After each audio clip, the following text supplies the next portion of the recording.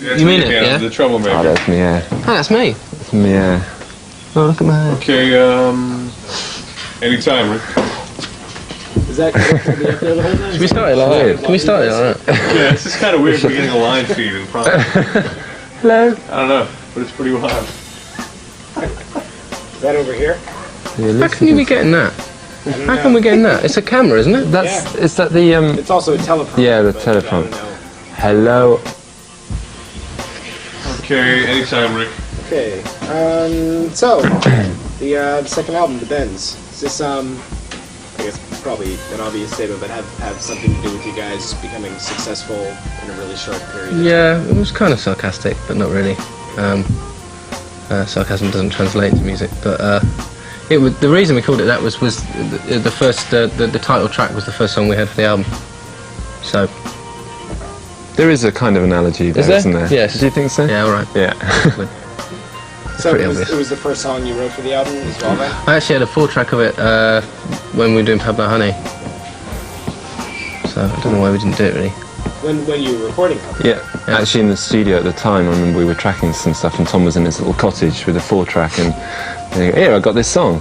And here we are, 3 years later. 3, 4, 5, Yeah, 3 years 8. later.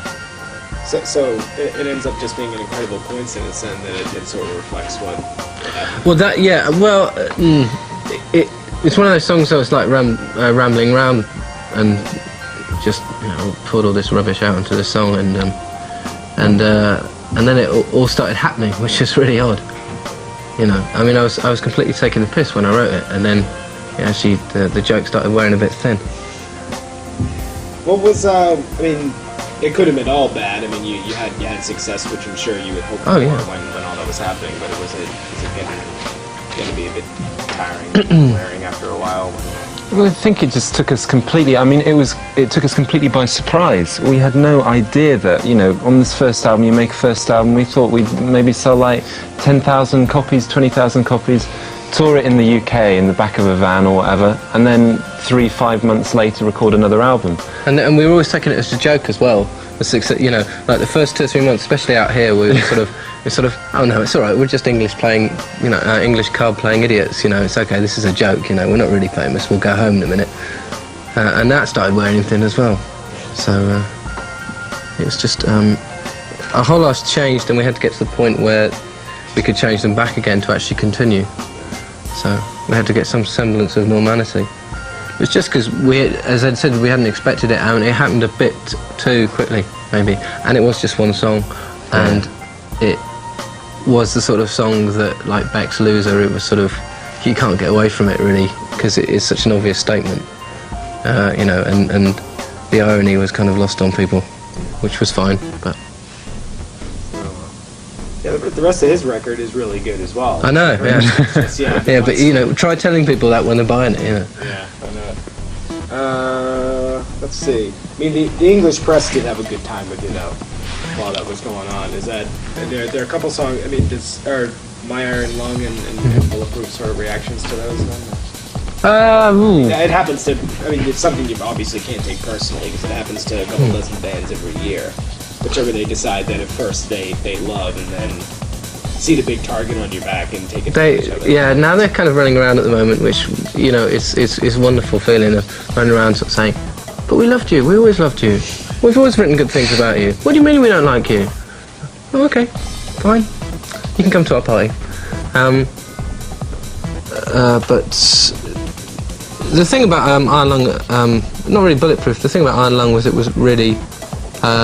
It seemed the only way to actually kill the beast was to write another song about it. But at the same time, if it was just a song about Creep, then it failed.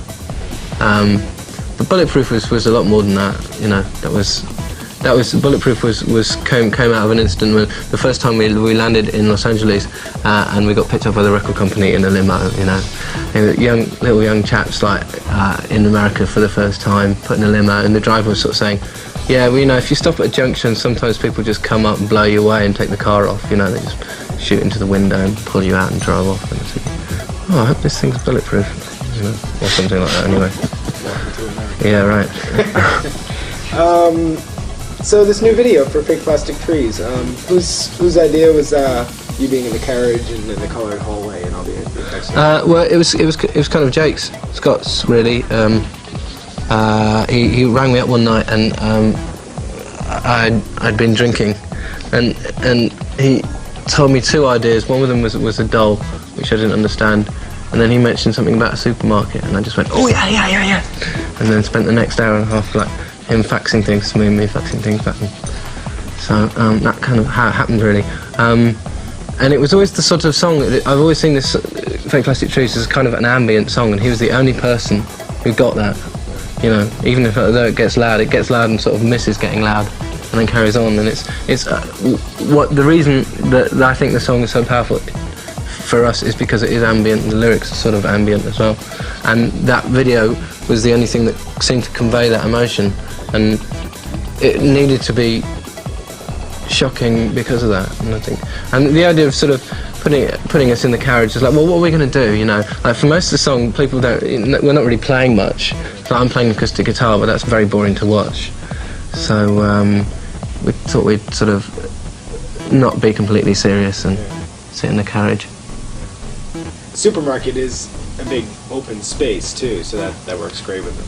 But yeah, but we actually artificially built it. I mean, because we couldn't actually find anything that really suited. You know, a lot of supermarkets are too small and stuff, and it was actually done in an airport hangar. So, and that means and it was just wheeling up and down for 2 days in this supermarket trolley. So, is this the song sort of deal with life being too superficial at times, or sort of?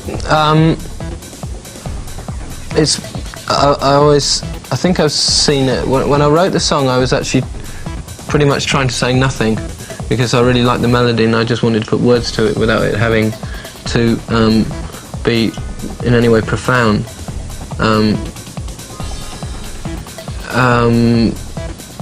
But sort of as it sort of went down and as I was listening to it back, it started. You know, a lot of the phrases in the song are definitions of how people define other people and so on. There are lots of you know, what do you do for a living as the definition of your existence. So maybe that was part of it. I don't know. Yeah, possibly.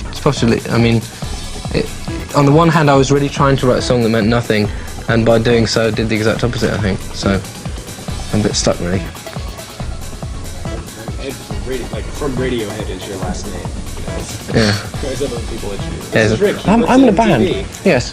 Yeah. It's you know, the implication being that nothing else is important. I'm not married. I'm not one of 5 brothers. Yeah. I work in MTV. Why Jake Scott to direct this one? You just like other things that he'd done, or? Yeah, kind of. Obviously, he's got a great legacy, but also, what was the catchphrase that he used? Well, the reference points he said were Clockwork Orange and 2001, Stanley Kubrick. And when he mentioned that, and this kind of, he basically we could visualise his script really well. So it was like we all got really excited about it. He was basically the only one who got the song of all the directors we talked to. And he was the most enthusiastic as well. Yeah, he Definitely. What about John Leckie? He's a wonderful man. He's like our long lost uncle. And he taught us how to use the studio and everything really. I mean, when we went to do this album, we were in a pretty bad state really. Fragile would be to put it mildly. And he was able to make the studio a place conducive to work, which I think a lot of producers find, you know, a lot of it is just sort of telling you what to do and you scurry off and you say, okay. You know, and John was very much, you know, we'd run around the studio sort of saying, what do you think, John? And he'd go, well, I don't know, you're the band. You decide, you know. I'll tell you when you're going wrong. So, but it was also, one of the things I'm eternally grateful for is making the studio a place that no longer seemed like some sort of science lab, you know, and actually just seemed like something you only make something your own when you've learnt to use it and abuse it, and that's kind of what we started doing. And John was brilliant at doing that. You know, he took all the mystery out of recording and made it something that you can enjoy.